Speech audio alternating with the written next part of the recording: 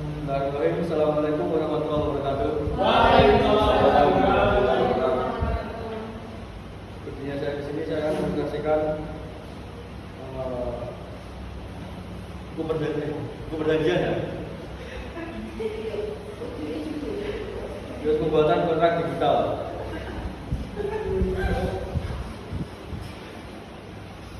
Latar belakang pembuatan kontrak digital berkaitan dengan perkembangan teknologi informasi dan komunikasi yang semakin pesat. Berikut adalah beberapa poin penting yang menjelaskan latar belakang tersebut. Transformasi digital, perubahan paradigma dengan semakin banyaknya transaksi yang dilakukan secara online, kebutuhan dan kontrak digital menjadi mendesak. Proses manual yang sebelumnya dominan kini beralih ke format digital untuk meningkatkan efisiensi dan kecepatan transaksi. Yang kedua, aksesibilitas. Kontrak digital untuk memungkinkan akses yang lebih mudah bagi pihak-pihak yang terlibat tanpa batasan geografis. Hal ini memfasilitasi kerjasama antara individu atau perusahaan dari berbagai lokasi.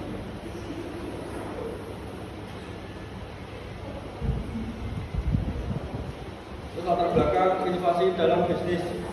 Model bisnis baru, kontrak digital membuka peluang untuk model bisnis baru seperti layanan berbasis langganan atau e-commerce yang memerlukan perjanjian cepat dan efisien antara penyedia layanan dan konsumen. Yang kedua, integrasi teknologi. Penggunaan teknologi seperti blockchain dalam kontrak pintar, smart contract semakin memperkuat kepercayaan dan transparansi dalam transaksi bisnis. Tujuan pembuatan kontrak digital meliputi beberapa aspek penting yang terkait dengan keefektifan, keamanan dan efisiensi dalam proses transaksi bisnis. Berikut adalah beberapa tujuan utama pembuatan kontrak digital. Yang pertama, efisiensi operasional legalitas. Yang kedua, keamanan dan keabsahan. Yang ketiga, transparansi akuntabilitas. Yang keempat, integrasi teknologi. Yang kelima, regulasi. Dan yang keenam, partisipasi global.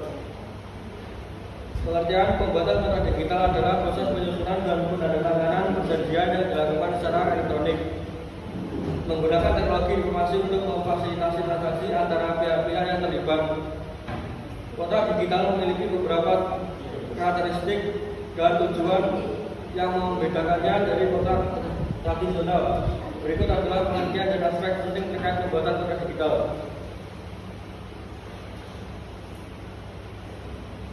Dasar hukum pembuatan kontrak digital di Indonesia melibatkan beberapa peraturan undang-undangan yang memberikan landasan legal bagi keberadaan dan pelaksanaan kontrak elektronik.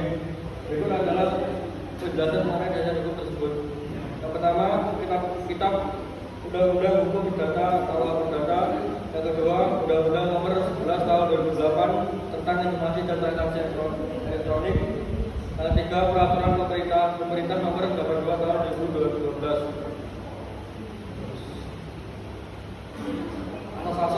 Asas konsensualisme. Definisi kontrak dianggap sah dan mengikat para pihak ketiga terjadi kesepakatan atau konsensus antara mereka. Dalam konteks kontrak digital ini berarti bahwa kesepakatan dapat dicapai melalui media elektronik.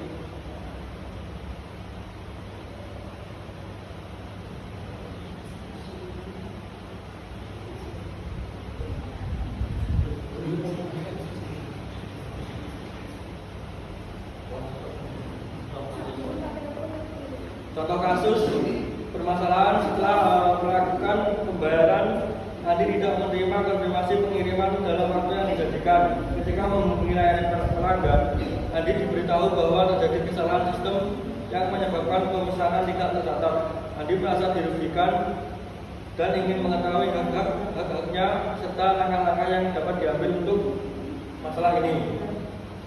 Penyelesaian verifikasi kontrak digital. Pertama, Andi perlu memverifikasi apakah transaksi telah tercatat dalam sistem toko online. Hal ini dapat dilakukan dengan memeriksa email konfirmasi atau riwayat transaksi di akun pengguna. Yang tentunya mengacu pada syarat dan ketentuan dalam syarat dan ketentuan yang disetujui. Andi saat melakukan pemasaran biasanya terdapat klausul mengenai hak konsumen dan prosedur penyelesaian sengketa. Konsumen harus mematuhi ketentuan